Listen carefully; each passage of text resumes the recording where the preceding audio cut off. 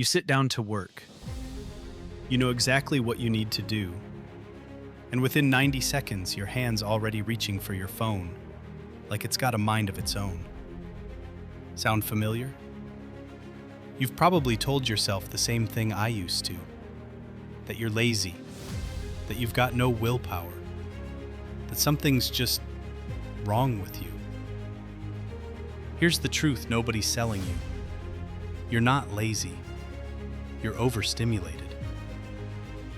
Over the next 11 minutes, I'm going to show you exactly what's been done to your brain, who profited from it, and the protocol to take your mind back. Because the people who win the next decade won't be the smartest or the most talented. They'll be the ones who can still pay attention. Let's start with the lie you've been told your whole life. That focus is a character trait. That discipline is something you're either born with or you're not. That the reason you can't sit still, can't read a book, can't get through one task without checking your phone is because you're weak. It's a comforting story. Comforting for the people selling you the distraction. Because if it's your fault, you'll never look at theirs. So let me be blunt. You're walking around with a brain shaped over 200,000 years to survive in a world of scarcity, where food was rare, novelty was rare, and reward was something you worked days, weeks, sometimes years for. That brain is now plugged into a machine, engineered by the smartest people on Earth, funded with billions, with one single goal: take your attention and never give it back. It's not a fair fight. It was never meant to be. You're not losing because you're weak. You're losing because the game is rigged and nobody handed you the rule book. Until now. So let's open the hood. Let's look at what's actually happening inside your head. There's a chemical you've heard 1,000 times: dopamine. And almost everyone gets it wrong. Dopamine isn't the pleasure chemical, it's the wanting chemical. It doesn't reward you for getting something, it drives you to chase it. It's the itch, not the scratch. The anticipation, not the reward. Now here's where it gets dangerous. Your phone has learned to trigger that itch on demand. Every swipe is a slot machine. You pull, and sometimes you get nothing. And sometimes you get something amazing. A message, a laugh, a hit of outrage. You never know which. And that uncertainty, that's the trap. Psychologists have a name for it: variable reward. It's the exact mechanism that makes gambling addictive.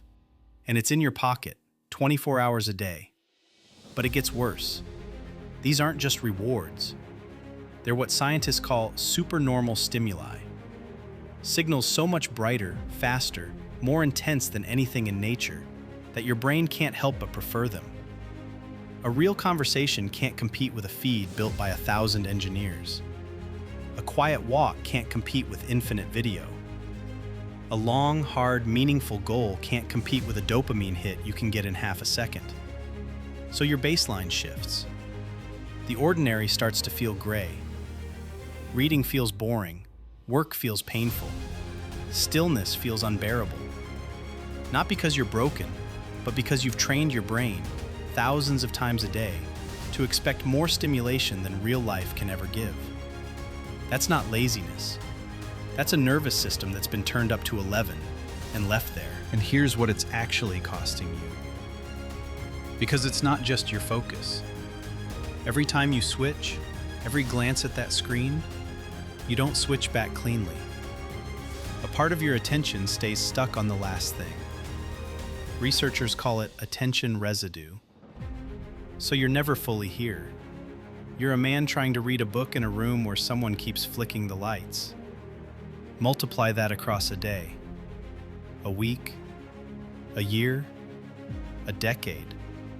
The book you never read, the skill you never learned, the business you never started, the presents your kids never got, the deep, quiet, hard-won satisfaction of being genuinely good at something. Trade it away, half a second at a time, for a feeling you won't even remember tomorrow. This is the real cost. Not wasted minutes, a wasted capacity. The slow erosion of the one thing that actually builds a life worth living. Your ability to stay with something hard, long enough for it to become great. They didn't steal your time, they stole your depth. But here's the good news, and it's the whole reason I'm making this. You can get it back. All of it. Faster than you think. This isn't going to be motivation. Motivation's a dopamine hit too. It fades by tomorrow. This is a protocol. Do these 4 things and your brain starts to heal. 1. Reset your baseline. For the next 7 days, your brain needs to remember what boredom feels like. So give it nothing. No phone with your morning coffee. No podcast on the walk. No scrolling on the toilet. No second screen at dinner. Let the quiet moments be quiet. It'll feel uncomfortable. That discomfort is the withdrawal, and it's the sound of your baseline coming back down. Most people feel the shift within 3 days. 2. Make the trap harder to reach. You will not out-willpower a billion-dollar machine, so don't try. Change your environment instead. Phone out of the bedroom. Buy a cheap alarm clock. Delete the 3 apps you open without thinking. Log out of everything. Turn the screen grayscale. Every second of friction you add is a second your rational mind gets to catch up to your reflex. You're not relying on discipline. You're making discipline unnecessary. 3. Relearn how to want hard things. Your brain's forgotten that effort can feel good, so remind it. Pick one difficult thing, one, and do it daily. Read 10 pages. Train, write, build. Do it badly at first. The goal isn't the result. The goal is to teach your nervous system that reward can come slowly, from effort, the way it's supposed to. This is how you rebuild the muscle they spent years letting waste away. 4. Schedule your depth. Don't wait to feel focused. You won't. Decide in advance. 1 block, 90 minutes. Phone in another room, door shut. 1 task. Protect it like the most important meeting of your day, because it is. It's the meeting where your future actually gets built. Everything you admire in the people you look up to was made in blocks exactly like this one. That's it. Reset, remove, rebuild, protect. Not complicated, just hard.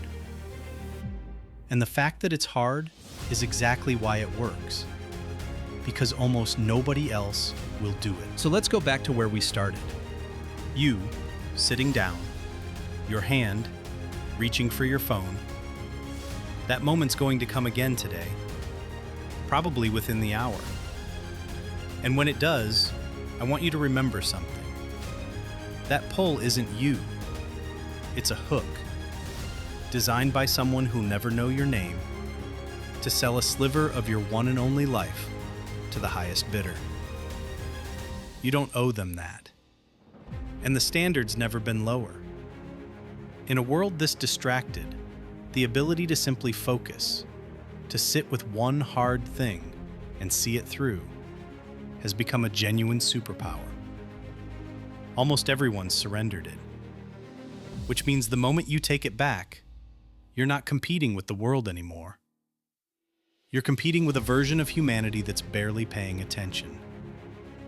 So start today, not Monday, today.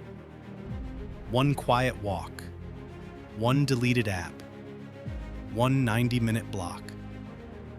Take back the first hour, and you start taking back your life. You were never lazy. You were just never told the truth. Now you have been.